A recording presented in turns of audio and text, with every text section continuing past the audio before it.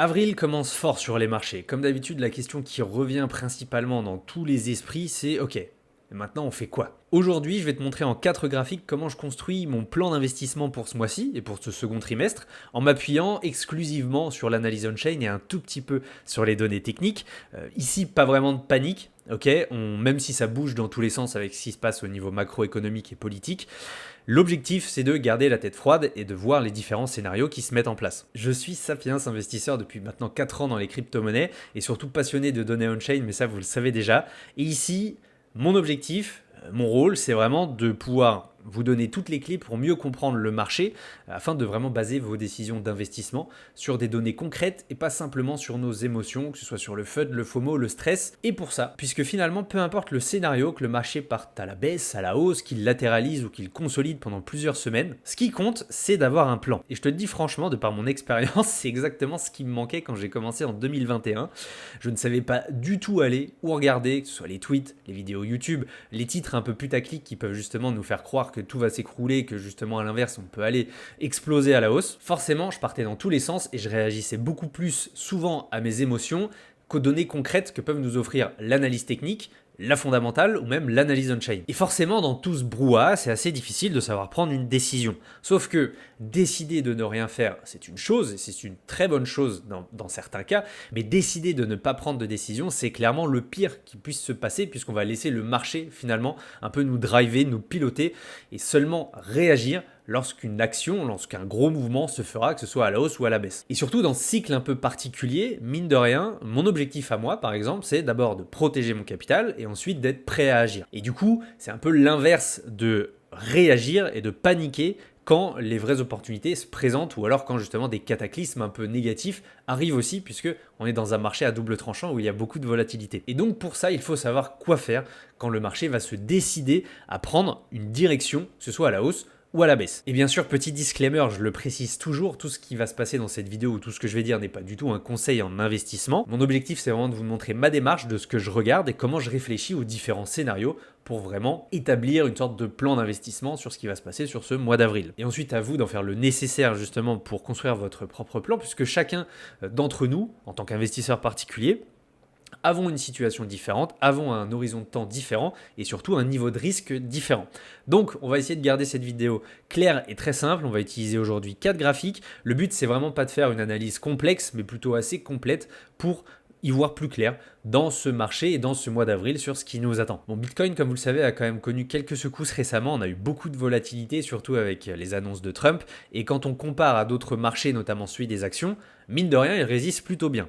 Et en regardant les choses de plus près sur ce graphique, l'objectif, c'est de déterminer 4 zones de prix qui m'intéressent particulièrement ici. La première zone de prix qui m'intéresse fortement, c'est celle de la 200 DMA. Donc ici, c'est justement la petite pointe d'analyse technique que je vais utiliser aujourd'hui, qui est à peu près située sur les 86 000 $, qui est une grosse zone qui, pour l'instant, on fait un peu le yo-yo dessus. Ça nous sert de support tantôt, de résistance.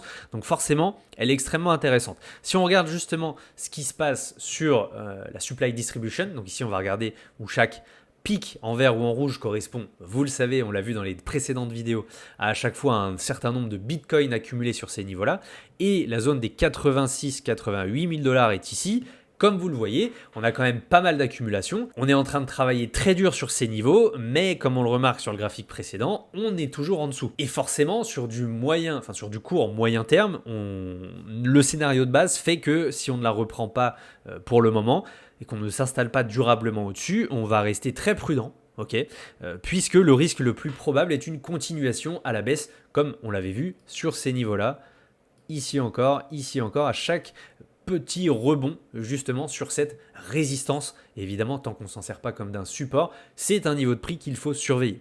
Si évidemment on devait aller plus bas, j'ai 2 zones de prix en tête qui me permettraient, j'ai 2 scénarios de retest en tête. On a d'abord la zone du MVRV min, donc c'est-à-dire le coût moyen du Bitcoin au niveau d'un MVRV à l'équilibre, c'est-à-dire avec des pertes ou des profits latents assez mesurés, où globalement le marché est vraiment dans un équilibre assez parfait, et celui du True Min Price qui Ici, on l'a déjà vu dans les 2 vidéos précédentes, c'est vraiment le support ultime au niveau on-chain. Là aussi, on le voit extrêmement bien sur la supply distribution. On a cette grosse zone que l'on voit ici, là, qui nous permet de mesurer quand les 80 et 85 000 $, bon ici 84 000 plutôt, on est vraiment sur une grosse zone de bataille. Le marché, vraiment, il est dans un entre-deux, il ne sait pas vraiment quoi faire.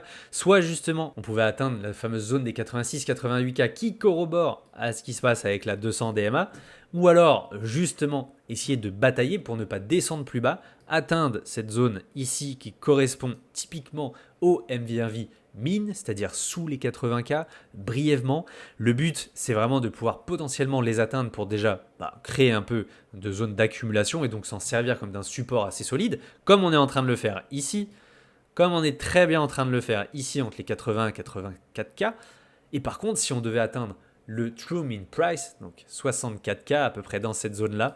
Et évidemment, sur le long terme, il ne faudrait absolument pas s'arrêter trop longtemps ici, mais comme on le verrait, cela nous permettrait peut-être de combler ce vide intersidéral qu'il y a entre les 73 et les à peu près 78 000 $ justement. C'est typiquement ici que je pourrais poser des ordres d'achat par exemple si je voulais reaccumuler, recharger progressivement et surtout me positionner intelligemment en fonction de ces niveaux support sur le marché. A l'inverse, quand on veut justement essayer de voir quand est-ce qu'on voudrait prendre des profits, ce qui va nous intéresser, ça va être cette résistance-là du STH Cost Basis, donc le coût de revient des investisseurs à court terme, situé aujourd'hui autour des 93 000 $. Ici, comme vous le voyez, à chaque fois qu'on s'en approche, que ce soit déjà depuis début mars ou même à chaque fois qu'on essaye d'avoir une reprise haussière et de déjà sortir de cette emprise de la 200 DMA, à chaque fois, il y a eu pas mal de prises de profit de la part des investisseurs. Du coup, pour moi, c'est un excellent indicateur de sentiment et de comportement des investisseurs. Tant qu'on ne repasse pas au-dessus, non pas brièvement, mais durablement, comme c'est arrivé ici en octobre-novembre 2024, on n'a pas vraiment de quoi espérer une reprise à la hausse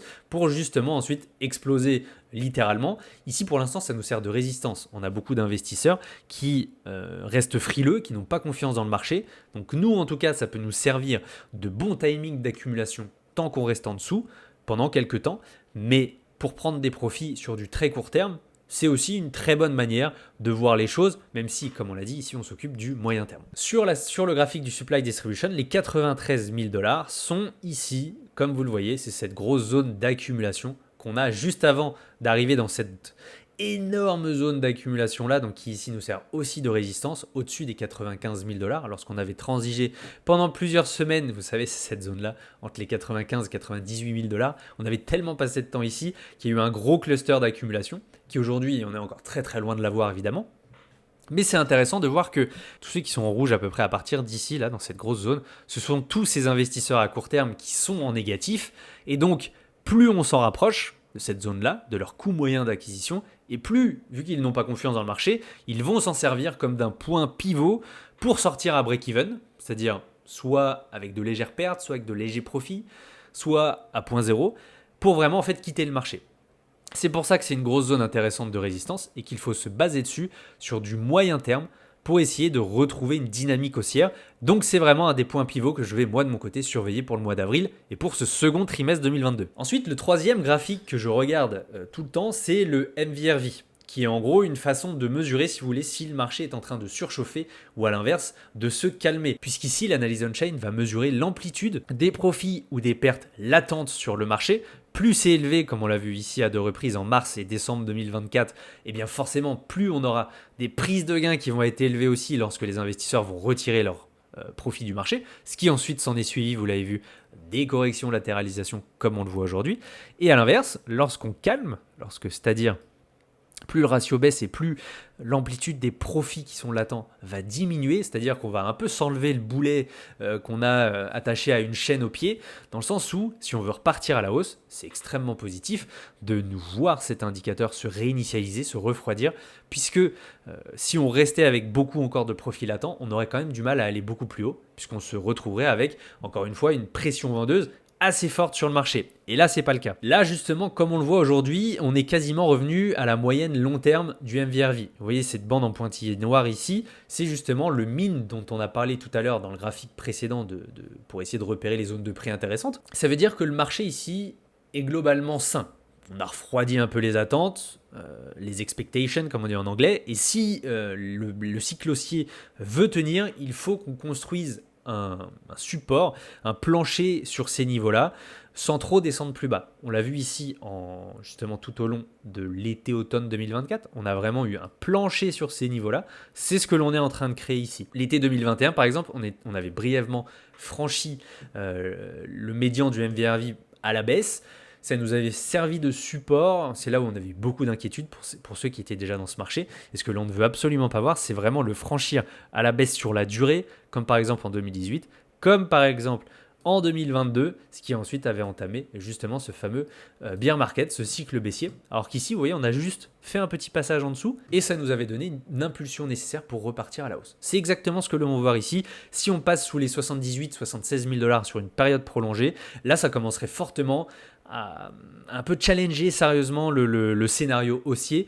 Et donc, de mon côté, c'est pas forcément le scénario principal qui se joue, mais il faut absolument le garder en tête. Encore une fois, on parle en termes de probabilité et de scénario pour rester lucide et pas rester biaisé haussier. En tout cas, pour l'instant, on est dans cette dynamique qui semble plutôt saine. Maintenant, le quatrième indicateur que je surveille, c'est le SOPR indicator. Donc lui, il nous dit quand les investisseurs prennent des profits ou des pertes. Et évidemment, plus le ratio est élevé, comme on le voit en mars et en décembre, janvier 2024-25, ça veut dire que beaucoup d'investisseurs exercent une pression vendeuse énorme sur le marché et donc sortent du marché, sortent des profits. Et nous, si on veut être la smart money, il faut qu'on fasse généralement comme eux. Nous aussi, on veut faire de l'argent, donc il faut les surveiller pour prendre des gains. Et là, on se retrouve assez à l'aise avec ce qui se passe, puisqu'on a exactement le même scénario que ce qui s'était passé l'été-automne 2024, c'est-à-dire qu'on a évidemment ce SOPR qui diminue, preuve qu'il y a un équilibre entre les investisseurs long terme qui ont potentiellement accumulé du Bitcoin dans ces zones-là et ceux qui justement l'ont accumulé trop élevé, donc un équilibre entre ceux qui prennent des gains et ceux qui prennent des pertes. Et donc, acheter sur ces niveaux, parce qu'encore une fois, c'est pas facile de trouver un bottom, de se dire quand le marché va se retourner. L'objectif, c'est d'être confiant à ne pas acheter un top. Ici, sur les 82-83 000 $ comme on est actuellement, on est plutôt serein sur ces niveaux-là. Pourquoi ? Parce que le SOPR est quasiment à niveau 1, c'est-à-dire à niveau d'équilibre, où on sait qu'il y a énormément de prises de perte d'un côté, des prises de gain de l'autre. On sait très bien qu'on n'est pas dans ces phases d'euphorie de marché qu'on a eu ici, où là, justement, si on avait accumulé sur ces niveaux de prix-là, on savait pertinemment qu'on achetait des potentiels tops locaux ou de marché. Et là, on est plutôt à l'inverse, on est plutôt dans cette phase où il y a un équilibre, donc forcément, les prises de profit sont modérées, il n'y a pas d'euphorie, il n'y a pas de FOMO généralisé non plus, et vu que moi, personnellement, je ne me soucie pas de la volatilité à très court terme, ce sont des conditions dans lesquelles j'aime accumuler lentement, mais sûrement, puisque je sais qu'à la fois j'achète de la peur, et à la fois je fais partie de ceux qui vont accumuler silencieusement sur des niveaux de prix qui aujourd'hui sont intéressants. Néanmoins, si on devait aller un peu plus bas, il n'y aurait pas forcément de crainte spécifique à avoir tant qu'on tient les niveaux des 78 000 $ qu'on a vu, les 70 ou même les 65 000 $.